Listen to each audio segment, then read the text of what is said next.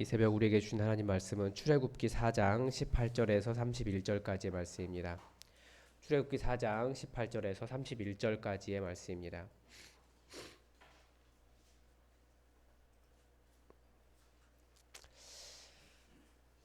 다 함께 하나님의 말씀을 같이 읽겠습니다. 모세가 그의 장인 이드로에게로 돌아가서 그에게 이르되 내가 애굽에 있는 내 형제들에게로 돌아가서 그들이 아직 살아 있는지 알아보려 하오니 나로 가게 하소서. 이드로가 모세에게 평안히 가라 하니라. 여호와께서 미디안에게서 모세에게 이르시되 애굽으로 돌아가라. 내 목숨을 노리던 자가 다 죽었느니라.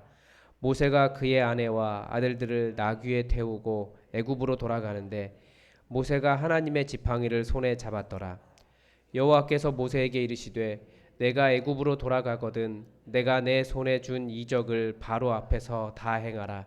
그러나 내가 그의 마음을 완악하게 한즉 그가 백성을 보내주지 아니하리니 너는 바로에게 이르기를 여호와의 말씀에 이스라엘은 내 아들 내 장자라. 내가 내게 이르기를 내 아들을 보내주어 나를 섬기게 하라 하여도 내가 보내주기를 거절하니 내가 내 아들 내 장자를 죽이리라 하셨다 하라 하시니라. 모세가 길을 가다가 숙소에 있을 때에 여호와께서 그를 만나사 그를 죽이려 하신지라. 십보라가 돌칼을 가져다가 그의 아들의 포피를 베어 그의 발에 갖다 대며 이르되 당신은 참으로 내게 피 남편이로다 하니 여호와께서 그를 놓아 주시니라. 그때 십보라가 피 남편이라 함은 할례 때문이었더라. 여호와께서 아론에게 이르시되 광야에 가서 모세를 맞으라 하시매 그가 가서 하나님의 산에서 모세를 만나 그에게 입맞추니 모세가 여호와께서 자기에게 분부하여 보내신 모든 말씀과 여호와께서 자기에게 명령하신 모든 이적을 아론에게 알리니라.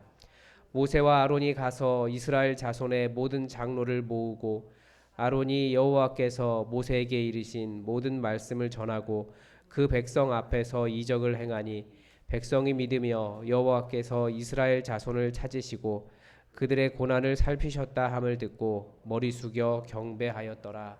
아멘.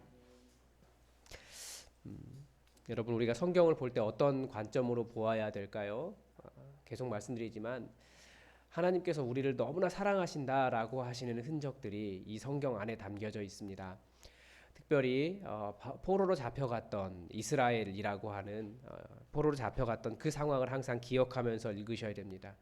포로를 찾으러 오신 하나님, 포로를 다시 회복시키신 하나님, 그 강하신 하나님에 대한 기록, 그것을 보여주고 있는 것이 또 그것에 대한 마음을 보여주고 있는 것이 성경이라고 하는 것을 항상 기억하시면서 하나님의 사랑 속에서 말씀을 읽으시기 바랍니다. 먼저 본문의 등장인물로 처음에 모세와 그 장인 이드로가 나타납니다. 하나님께서 모세를 이스라엘 백성을 구원하는 일로 그들을 이끄시는 일로 보내셨기 때문에 모세가 이제 이드로에게 찾아가서 하나님께서 내게 나타나셨다라고 하는 것을 지금 18절에서는 말하고 있는 것으로 보이지 않지만 18장에 가면 하나님 이미 이드로에게 이 모든 일을 다 이야기하고 가겠다라고 했다라는 것을 또 볼 수도 있습니다. 볼 수 있습니다.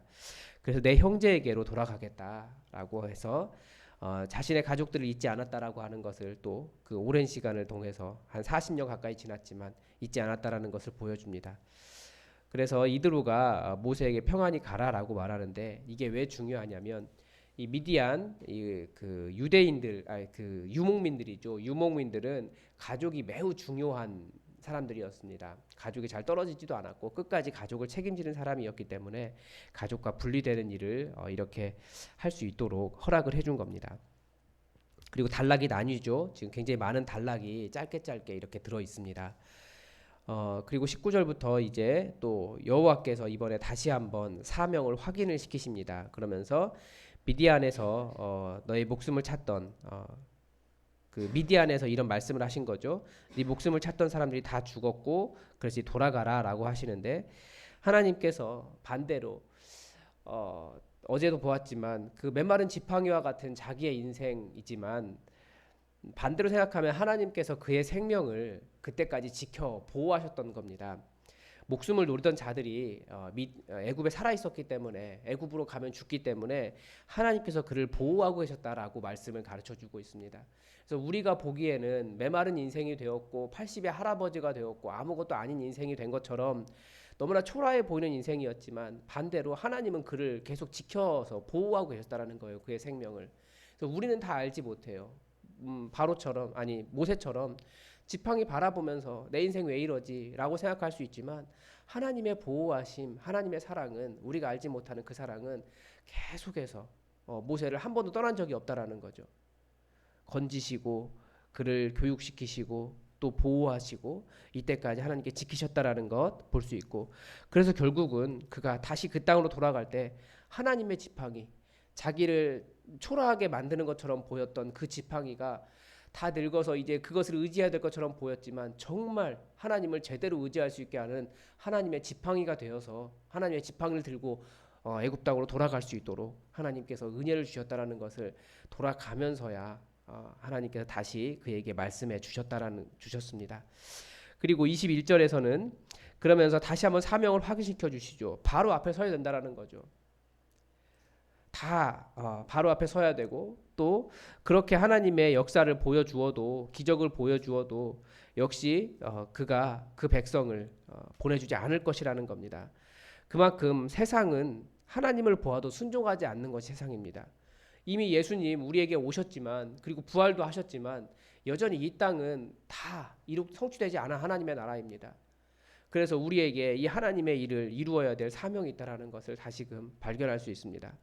그리고 하나님께 특별한 말씀을 하십니다. 왜 그 많은 고통당하는, 세상에 그 고통당하는 많은 사람들이 있지만 내가 왜 이스라엘에게 너를 보내고, 내가 왜 그 애굽에 있는 많은 노예, 온 땅에 있는 많은 노예들을 다 해방하지 않고 이스라엘에게 가는가? 이스라엘은 내 아들, 내 장자라는 거예요. 하나님의 마음이 이것입니다. 그래서 우리가 온 열방이 다 구원받을 것이라는 것을 이스라엘을 통해서 볼 수 있는데, 특별히 장자라고 하는 마음이 굉장히 우리가 더 마음에 와닿지 않습니까? 하나님께서 그렇게 이스라엘을 기억하셨고 시키실 것이라는 거예요. 그리고 그 아들을 놔주지 않으면 그 아들 바로의 장자를 죽일 것이다라고 하는, 처음부터 이 내용들이 미디안에서부터 결론이 정해져 있었다라는 것을 우리가 다시 볼 수 있습니다.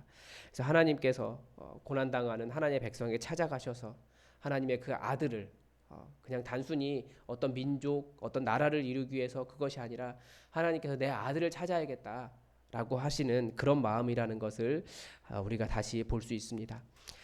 그런데 중간에 또 한번 24절부터 26절까지 굉장히 어려운 본문이 한번 들어 있습니다. 이게 이제 출애굽기 최대 난제 본문 중에 하나인데, 뭐 위치도 그렇고 의도도 그렇고 잘 알기 어려워요. 여러 가지 설명들을 하고 있지만 사실 명확하게 설명이 되고 있지는 않습니다. 그래서 뭐 찾아볼 수 있는 건, 확실한 것은 창세기 17장에 나오는 하나님의 백성이라고 하는 언약이 할례에 있었다. 그 당시까지만 해도 아직 율법도 없었고 그렇기 때문에 하나님의 백성이 되는 방법, 그 표시는 할례밖에 없었습니다. 그렇기 때문에 그 아들 게르솜을 할례를 통해서 하나님의 백성으로 회복시키는 그런 과정을 보여주는 것이다라는 것과, 그리고 이 정결함, 할례가 몇 번 나오는데, 중요한 순간에서 몇 번 나오는데 하나님은 정결함을 굉장히 요구하신다라고 하는 것을 볼 수 있습니다.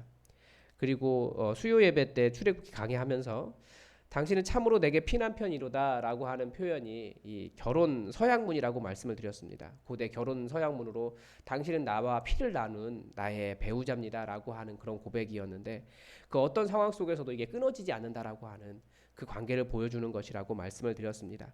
그러니까 십보라가 우리가 보기에는 여호와께서 모세를 죽이시려고 하는 것 같고, 십보라는 굉장히 잔인한 일을 행한 것 같지만 사실은 그런 관계가 아니라 오히려 더 자기 남편을 살리기 위해서 무엇이라도 희생할 수 있는 그런 고대 서약을 철저하게 지키고 있는 십보라의 모습을 오히려 본문 속에서 볼 수 있다라는 것과, 또 하나님의 백성으로서 회복되는 것이 얼마나 중요한가, 이것을 보여주는 본문이라고 우리가 볼 수 있습니다.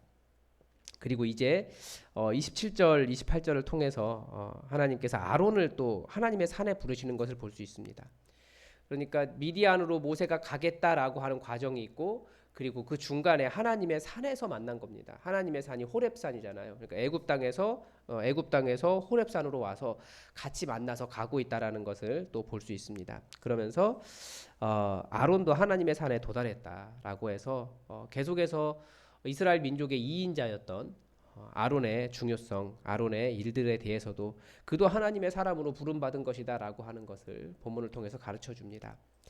그리고 마지막 31절에서 이제 애굽 땅에 돌아가서 모든 장로들을 모으고 하나님께서 보여주신 이적을 보여주시면서 하나님께서 나타나셨다라고 하는 것을 보여주었습니다. 그런데 언제 하나님의 은혜를 알았습니까? 31절에 보면 백성이 하나님을 믿었어요. 그 기적과 역사를 보면서 우리도 예수 그리스도의 부활을 믿는 사람들 아닙니까? 그래서 예수 그리스도의 역사를 믿으면서 하나님께서 하나님의 백성을 찾으러 오셨다. 하나님의 아들을 찾으러 오셨다. 그들의 고난을 살피셨다라고 하는 것을 우리가 기억할 필요가 있습니다.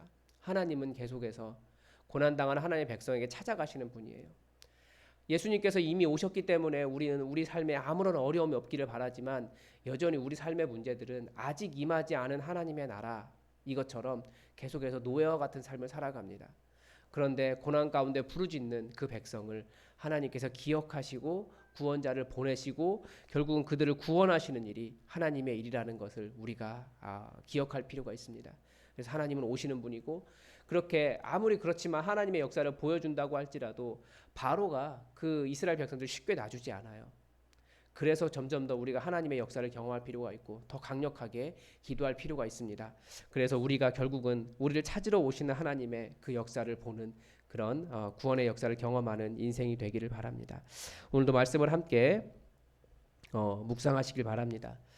하나님의 말씀이 여러분 각자에게 하시는 말씀이 있을 겁니다.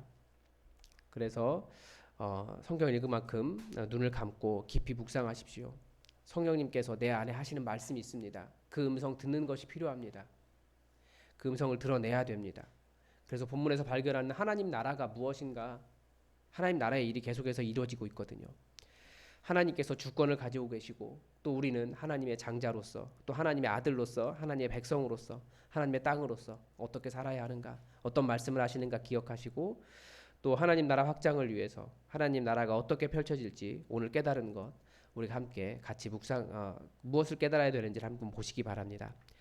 그리고 말씀을 읽다 보면 사실은 상황이 매우 좋지 않습니다. 그렇지만 그 막 속에 있는 하나님의 사랑을 발견하십시오. 계속해서 하나님은 내가 너를 사랑한다라고 말씀하시는 거거든요. 그래서 그 사랑을 발견하시기 바랍니다. 우리 다 함께 묵상하시겠습니다.